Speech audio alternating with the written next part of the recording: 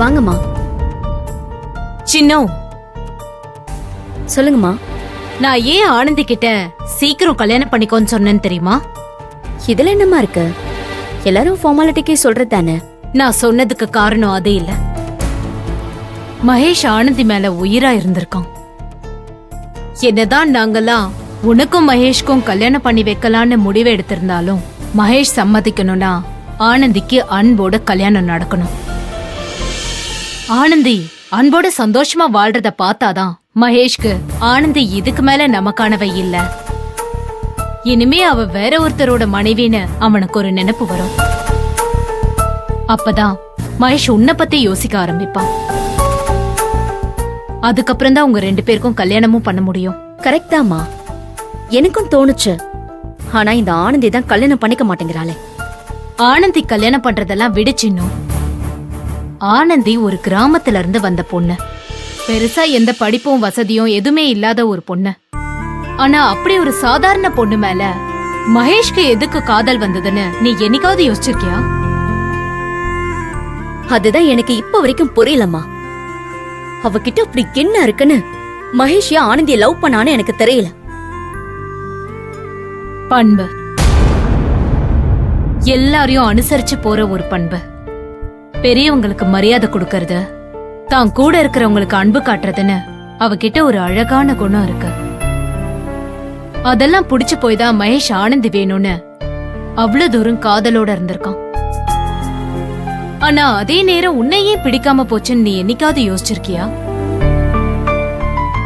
நீ நிறைய விஷயத்துல பிடிவாதமா இருந்திருக்க. உனக்கு தேவையானவங்க, உனக்கு முக்கியம்னு நீ நினைக்கிறவங்களுக்கு மட்டும்தான் நீ முக்கியத்துவம் கொடுக்கற.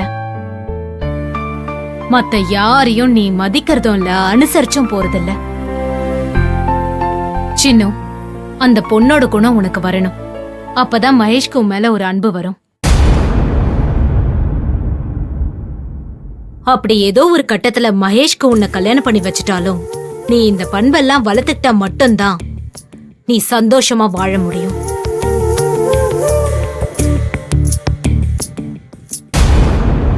சரி, ஓகே.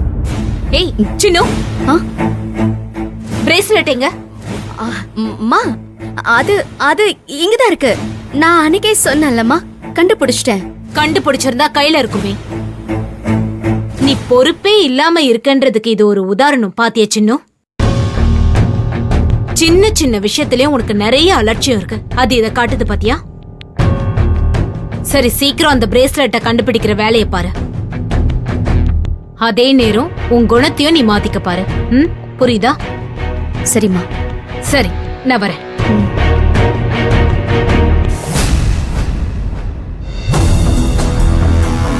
எனக்கு சப்போர்ட் பண்ணுவாங்கன்னு பார்த்தா அந்த ஆனந்திய பெருமையா பேசிட்டு போறாங்க.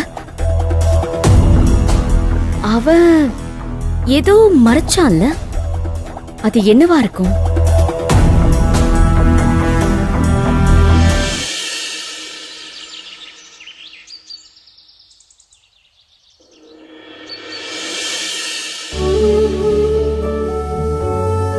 பெரிய ஆபத்துல இருந்து நேத்து என்னைய காப்பாத்திருக்கிற.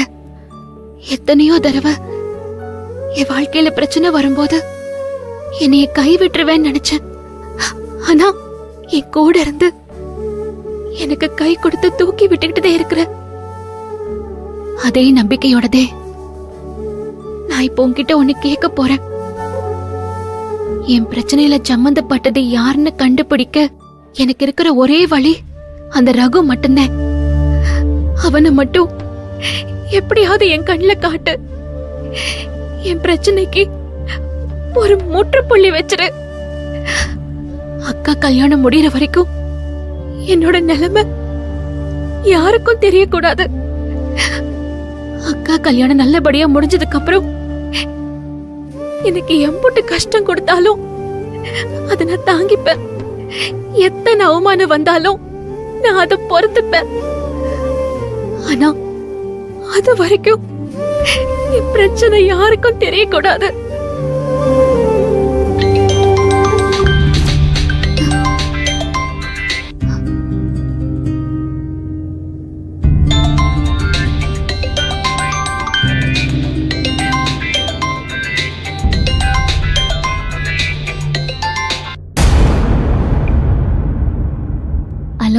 ஹலோ ஆனந்தி, நான் துளசி பேசுறேன். குட் மார்னிங், காலை வணக்கம். என்ன பதிலே காணோம்? ஓ, உங்க நம்பர் எனக்கு எப்படி கிடைச்சதுன்னு யோசிக்கிறீங்களா? அன்பு மாமா கிட்ட கேட்டு வாங்கினேன். ஹலோ ஆனந்தி, லைன்ல இருக்கீங்களா? இருக்கிறேன். நேத்து டெஸ்ட் எடுத்ததுல உங்களுக்கு எந்த பிரச்சனையும் இல்லைன்னு மாமா சொன்னாரு. ரொம்ப சந்தோஷம். எங்க எல்லாத்துக்கும் நீங்க உடம்புல ஏதோ ப்ராப்ளத்தை வச்சுக்கிட்டு அதை மறைக்கிறீங்கன்னு நினைச்சோம். ஆனா இப்போ அப்படி எதுவும் இல்லைன்னு தெரிஞ்சதும் எங்க மைண்ட் ரிலாக்ஸ் ஆயிடுச்சு. இனிமேலாவது சந்தோஷமா சிரிச்ச முகத்தோட இருங்க. ஆனந்தி, நீங்க சிரிச்சா எவ்வளவு அழகா இருப்பீங்க தெரியுமா? இந்த சாமுத்திரிகா லட்சணம் சொல்லுவாங்கல்ல, அது எனக்கு நல்லா தெரியும். இந்த உலகத்திலேயே சாமுத்திரிகா லட்சணம் பொருந்தின 2 பொண்ணுங்க இருக்காங்க.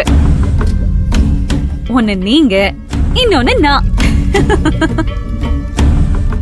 என்னங்க ஜோக் அடிச்சாலும் சிரிக்க மாட்டேங்கிறீங்க? எனக்கு இப்ப புரிஞ்சு போச்சு. உங்க அக்கா கல்யாண சம்பந்தமா ஏதோ சின்ன பிரஷர்ல இருந்திருக்கீங்க. அதை யாரும் புரிஞ்சுக்காம என்ன பிரச்சனைன்னு கேட்டு உங்களை குழப்பி இருக்கும். எல்லாத்தையும் விட்டு தள்ளுங்க.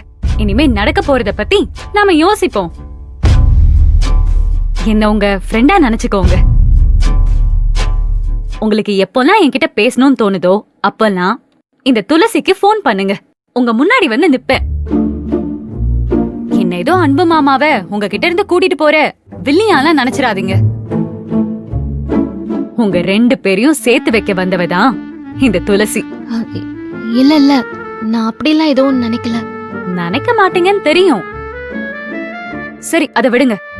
நான் செஞ்சு கொடுத்த மீன் குழம்ப நீங்க ரொம்ப ரசிச்சு சாப்பிட்டீங்களாமே? மாமா சொன்னாரு. நல்லா இருந்துச்சா நல்லா இல்லையான்னு உங்க வாயால ஒரு தடவை சொல்லுங்க. மீன் குழம்பு எப்படி இருந்துச்சு? ரொம்ப நல்லா இருந்துச்சு. நான் எங்க அம்மா கையால மீன் குழம்பு சாப்பிட்டுருக்கிறேன். அவங்க கைப்பக்குவத்துக்கு பிறகு நீங்க செஞ்சு கொடுத்ததே ரொம்ப பிடிச்சிருந்தது. சூப்பர். அதே மாதிரி இன்னைக்கு நான் உங்களுக்காக கோலா உருண்டை சமைச்சிருக்கேன்.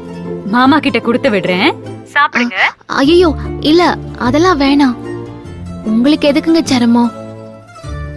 நான் கேண்டீன்லயே சாப்பிட்டுக்கிறேன். ஆனந்தி, இன்னைக்கு ஒரு நாள் கேண்டீன்ல எல்லாம் சாப்பிட வேண்டாம். உங்களுக்கு ஏற்கனவே நான் பேக் பண்ணி வச்சுட்டேன். அததான் நீங்க இன்னைக்கு சாப்பிடுறீங்க. என்ன நீங்க உங்க ஃப்ரெண்டா நினைக்கிறீங்கல்ல? அப்ப நான் கொடுத்து விடுற கோலா உருண்டைய மத்தியானம் சாப்பிட்டுட்டு எப்படி இருக்குன்னு எனக்கு போன் பண்ணி சொல்லுங்க.